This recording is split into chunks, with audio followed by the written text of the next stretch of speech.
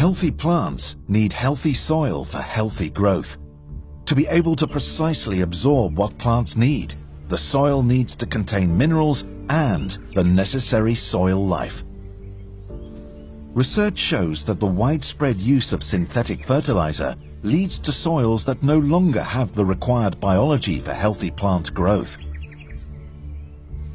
Fertilizer comes from a time in which there was no understanding of the long-term effects on the soil. For farmers, fertilizer was a miracle. The harvests doubled, and growers were able to provide the required food for a growing population. But now, after years of using synthetic fertilizers, the effects on soil quality are apparent. Increasingly, it is seen that fewer nutritional minerals remain in the soil, resulting in plants that quickly become weak and diseased. They are no longer protected by bacteria and fungi, but instead are attacked by them. As well as this, using fertilizer means that these days, farmers need to plow deeper as the ground becomes quickly compacted. This is a costly business for farmers and is disastrous for the soil. There is a better way. It is not widely known, but the roots of plants are able to develop more easily in an environment rich in old roots. Here you can see the current plowing method, in which the soil is turned to 25 centimeters.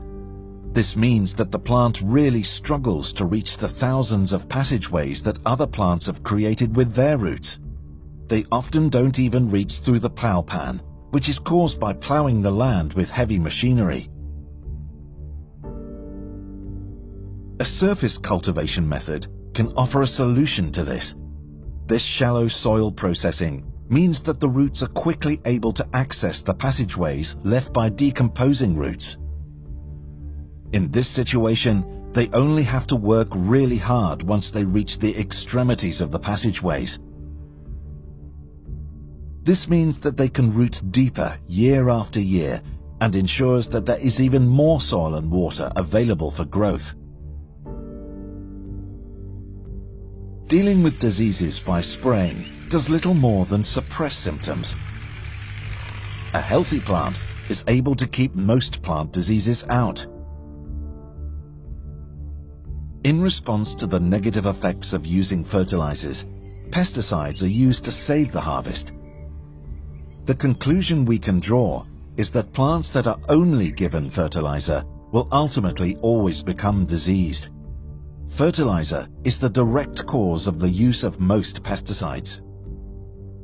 In order to resolve the worldwide problem of over-fertilization, the vicious circle must be broken. The question that we must ask ourselves is, how can we improve the soil? The answer is surprisingly simple, but requires some explanation.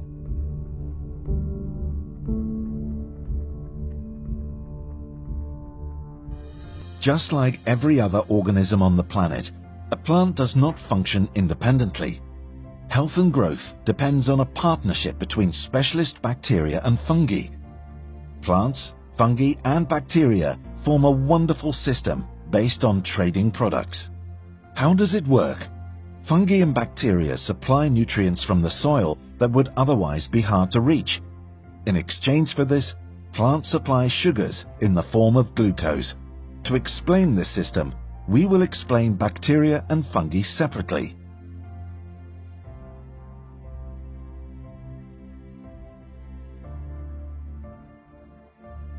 Plants have a problem. Their fine absorption roots have a limited capacity. They only use 4 to 7% of the soil volume and are, on average, not thicker than a hair. They don't live long, only 1 to 3 weeks.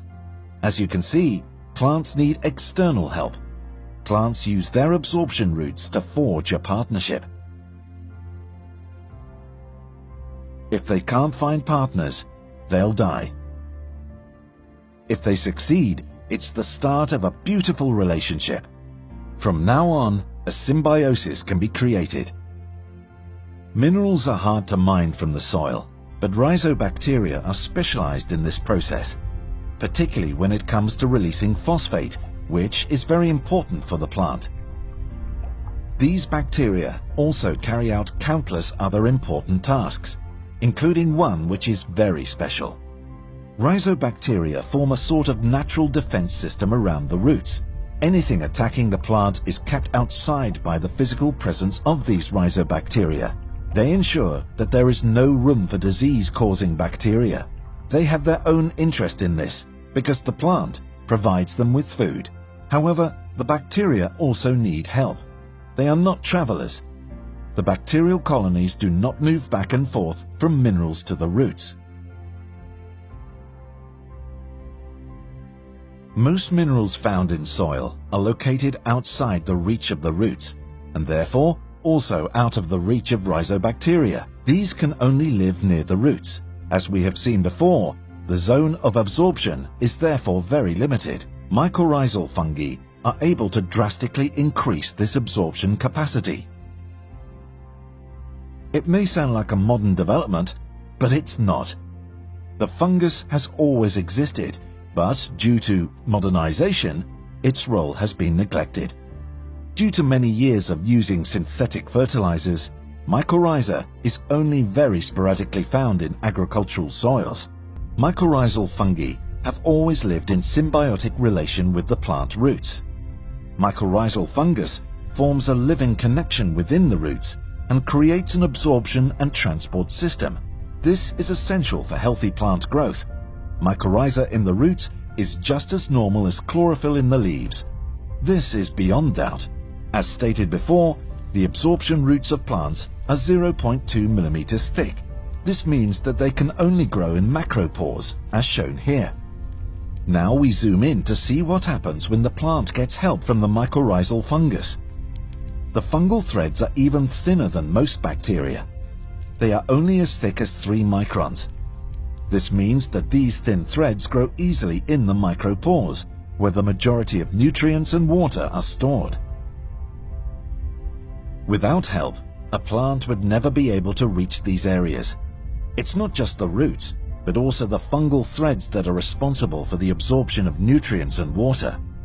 The long, thin fungal hyphae that fully takes over the absorption of materials from the roots are able to provide disease resistance. Distantly located minerals that are bound to iron and calcium are now easier to absorb. These fine threads or hyphae can easily be a kilometer long in just 1 teaspoon of soil. Mycorrhizal fungi cause absorption capacity to be 7 times higher in average. This means that growing can be done with less water and that weeds have far less chance to thrive due to competition for space. The benefit to the fungi is the glucose produced by the plants.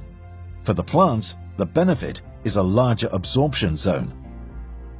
This unique and constant interaction between the plant, bacteria and fungi creates a really fantastic symbiosis. The payout that the plant provides to its partners is water, minerals and glucose.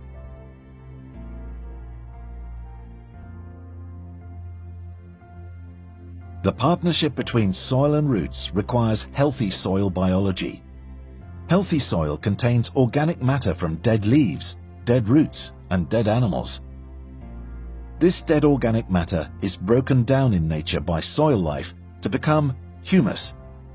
This creates a great deal of food for soil life, and the soil retains plenty of CO2. Years of using fertilizer has caused the humus to disappear from agricultural land. You could think of humus as the battery of the soil. It's where the energy is stored, the energy that the soil life needs to do its work.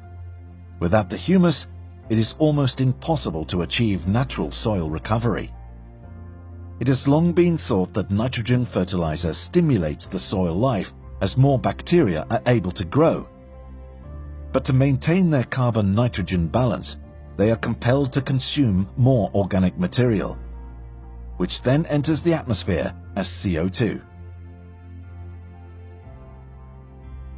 The symbiosis between plant, fungi and bacteria is not only a great partnership, it is absolutely vital. Without these transformers of organic material, we would all perish in excess organic material. Returning to the question we asked previously about how we can improve the soil, the answer must be, ultimately, plants improve the soil on their own. They do this through the symbiosis between plants, bacteria and fungi. Plants are really the only soil improvers. Here we can see a clear difference between an absorption system without and with mycorrhiza fungi. The plant on the left is entirely dependent on the pH value of the soil and the supply of minerals. The plant on the right has roots that are able to optimally self-regulate the pH level and absorption via mycorrhiza fungi. This results in a healthy absorption that works perfectly with organic fertilizers. Using this natural system, we will achieve healthy soil that in turn brings healthy plants that can produce healthy fruit and vegetables. The way we deal with our soil has a direct effect on the emission of CO2 and the nutritional value of our food.